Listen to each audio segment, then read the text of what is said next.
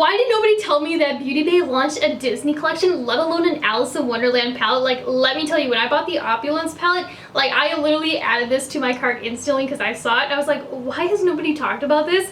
Because not only is Alice in Wonderland one of my favorite movies, but I just am obsessed with the Cheshire Cat, and this palette has like the coolest packaging to it. Like, it also, I think it was like only around like $8, like it was very affordable. And like the color story, I mean, just look at how fun and different that is. Like, we just need to try it.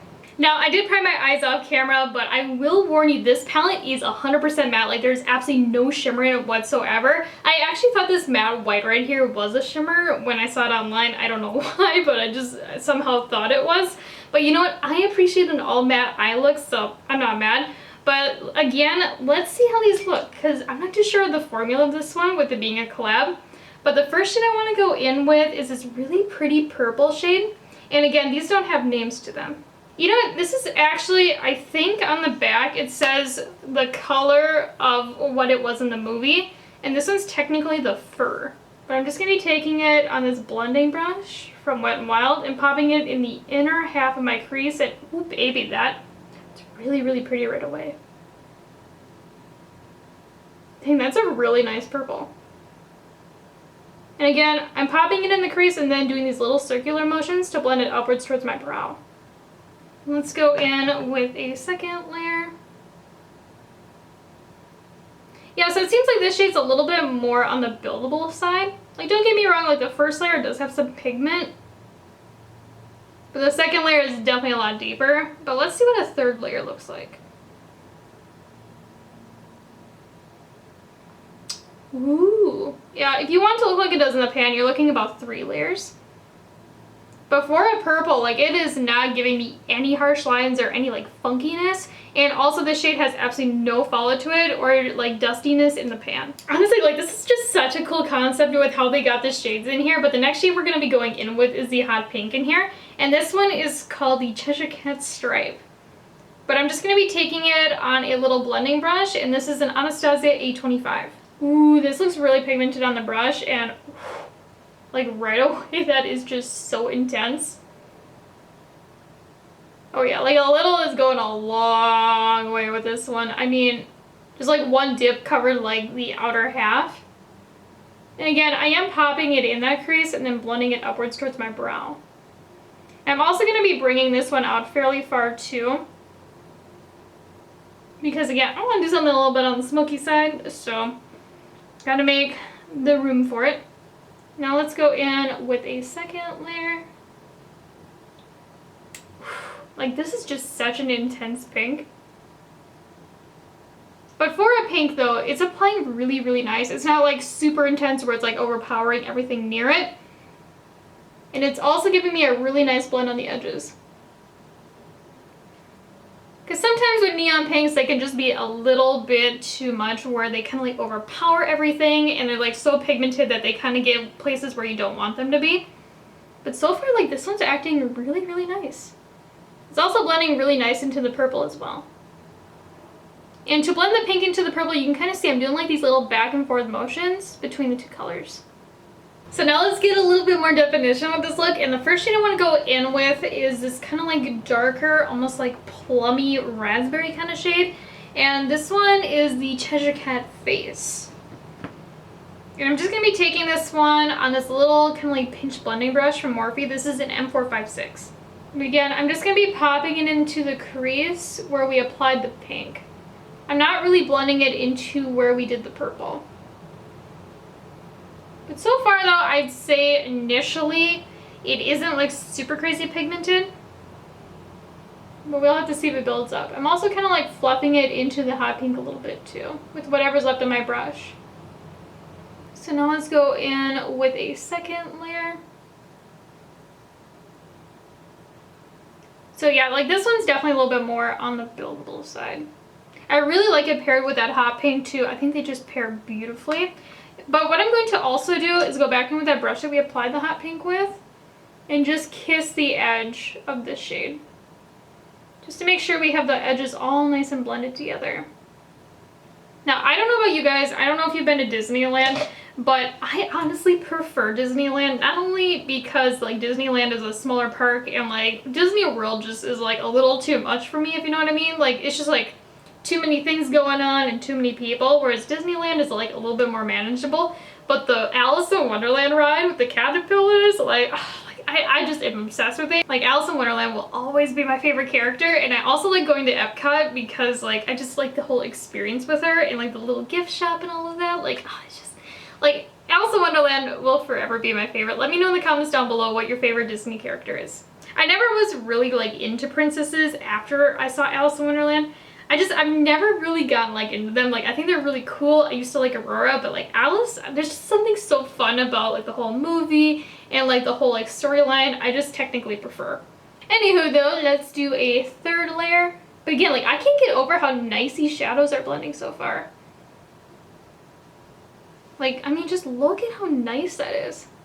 And again, I'm just kind of taking whatever's left and fluffing it up as well as like into the purple a little bit. Now, I do want to define that outer V a little bit more and also get the framework for when we do the lid. So the next shade I'm going to be dipping into is this really pretty kind of like navy kind of shade. And I'm wondering where they got this shade out of like the whole movie with him. Because again, like the Cheshire Cat is, you know, pink and purple with yellow eyes. Let's see. Oh, the tree that he sits on. Actually, that's really cool. Man, like seriously, like this color story is just really phenomenal. Like I've never seen anything like it before. Even though this is a 6-pan palette, I just feel like you get so many different options with this one because of the colors that were selected. Because a lot of times, you know, with like quads and 6-pan palettes, like there's not a whole lot you can really do with them. But with this one being 100% matte in the colors that are selected, you can just do so many different kinds of looks with it. But I'm just going to be taking this blue on this little tiny blending brush from Morphe. This is an M507. Now, I'm really curious to see how this one applies. Now, I will warn you, this one is a little bit more dusty in the pan. It isn't terrible, just more dusty than the other shades have been. Like, the other ones haven't had any kickback to them. But I'm just going to be taking this in the outer V, and that is really pigmented right away. It really reminds me of the dark blue in the 42 matte palette from Beauty Bay, if you've ever used that one. Again, I am kind of popping it right on top of that berry shade that we just put down. Because again, we're just kind of like playing around.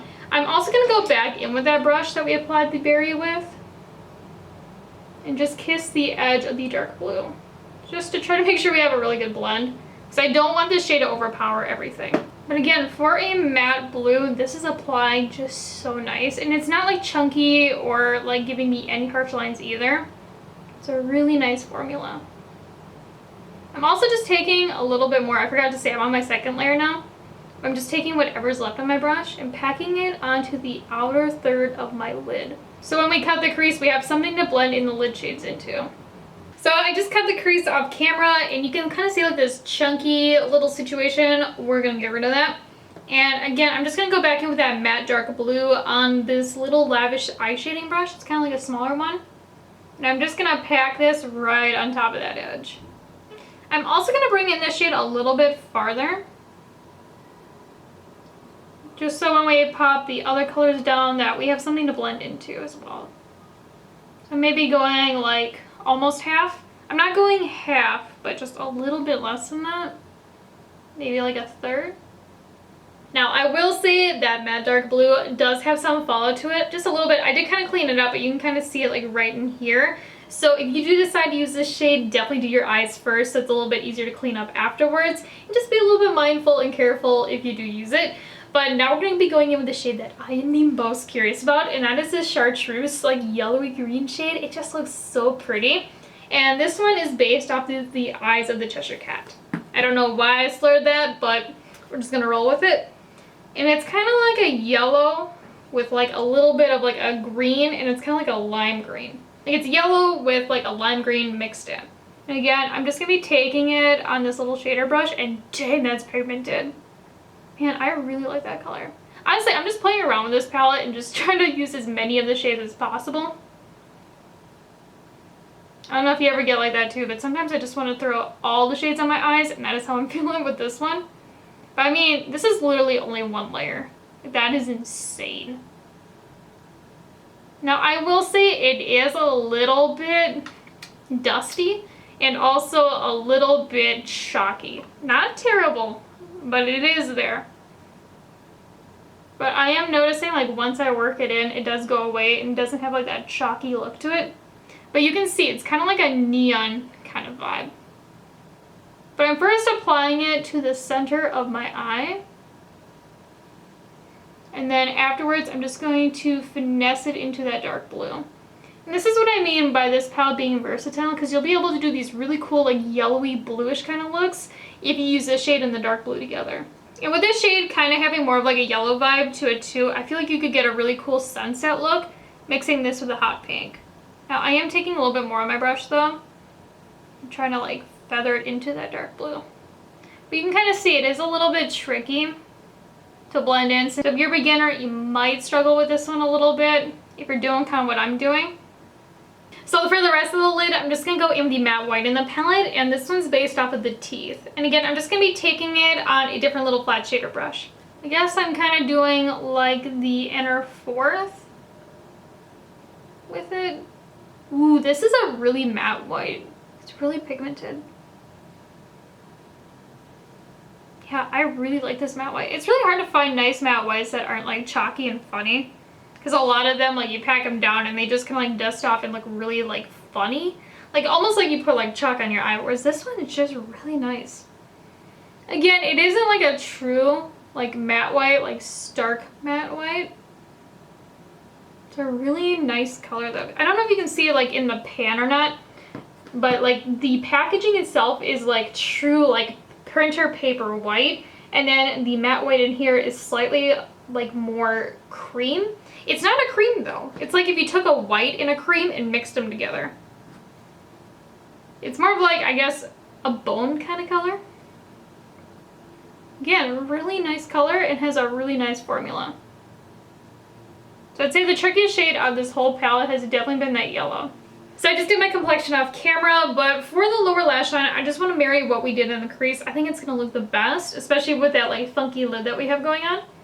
So I'm first just going to go in with the darkest matte blue on this little shader brush from the Morphe Madison Beer collection. And I'm just going to pop this as close as I can to where my lashes grow up. And you can kind of see I'm leaving this like inner fourth blank for right now. And then now I'm just going to take this little brush from ColourPop. It's kind of like a little, I would say, pencil brush. This is a E28. And I'm just putting that burgundy right on top. And then lastly, I'm just taking that hot pink that we used on this 231 from Luxie and really smoking it down. You can see though I am leaving that little fourth blank for the purple. You don't need to use as many brushes as I'm using for this, honestly. Like I'm kind of overboarding it at the moment. But I'm now just going to take that purple on a little pencil brush. This one is from Anastasia. It's an A14. Again, I'm just trying to like bring the vibes down because I don't know, I feel like it would look weird if I didn't include the purple there. And last but not least, for the inner corner highlight, I'm just going to take that matte white on this brush from Profusion. It's like a bigger pencil brush and I'm just packing it super heavy down. I got an eye boogie there. But I mean, I am just like really like pressing it in. Because I want this inner corner to be like a stark white. Or I guess bone color. I'm just saying, I think this palette is extra special. Like, if you like Disney, Alice in Wonderland, or if you're just looking for a really unique color story that isn't a mini kind of palette, I think this one is totally worth checking out. And also, for being a Disney collab, like, this one's just very different. Like, I think it's just so cool that they base the colors in the palette according to colors in the original movie. Like, I think that it's just such the coolest thing. Like, I've never seen anything like that before.